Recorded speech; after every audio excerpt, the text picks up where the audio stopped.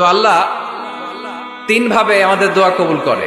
পদ্ধতি নাম্বার 1, চাওয়া মাত্রই দিয়ে দেয়, বলে হ্যাঁ দিব তো দিয়ে দেয়, আমরা খুশি।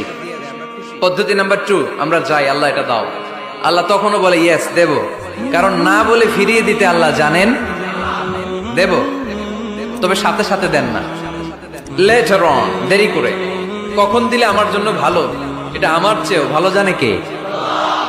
দেরি করে দেয়। পদ্ধতি নাম্বার 3, আমি চাইলাম আল্লাহ এটা দাও, আল্লাহ বলে ইয়েস দেব, সাথে সাথে দেয় না, দেরি করেও দেয় না। এটা কিয়ামতের ময়দানের জন্য তিনি রেখে দেয়, যাতে ওই দিন বিপদের কালে এই দোয়ার বদৌলতে তিনি আমাদেরকে বাঁচিয়ে দিতে পারে। তাহলে যে এত এত দোয়া করি, লাভ আছে না নাই? হয় সাথে সাথেই কবুল, নয় কিছু সময় দেরি করে কবুল, তা না হলে আখেরাতের অ্যাকাউন্টে আমাদের জন্য ব্যালেন্সে রেখে দিয়েছে কে? এজন্য আজকের এই ফরিদপুরের মাহফিল তখনই সার্থক হবে যখন আমরা এই সিদ্ধান্ত নিতে পারবো যে আমরা চাইবো একজনের কাছে, তিনি কে, এবং চাইবো চাওয়ার মতো। যেহেতু এটা একটা শিল্প, আর্ট, এটাকে আত্মস্থ করতে হয়। চাওয়ার মতো চাইলে এটা কখনো মিস হয় না। এজন্য আমরা মন প্রাণ উজাড় করে আল্লাহ তাআলার কাছে চাইবো, শুধু নিজের জন্যই চাইবো, আশেপাশে আর কারোর জন্য চাইবো না। কেন ওনার জন্য চাবো কেন? আমারটা আমি চাবো, ওনারটা উনি চাবে। কথা কন। অনেকে বলে হুজুর আমি আরেকজনের জন্য দোয়া করে কি লাভ, ওনারটা উনি করবে, আমারটা আমি করি। এরকম একটা লজিক বা যুক্তি আছে না নাই? এটা ভুয়া যুক্তি, এটার কোনো গ্রাউন্ড নাই।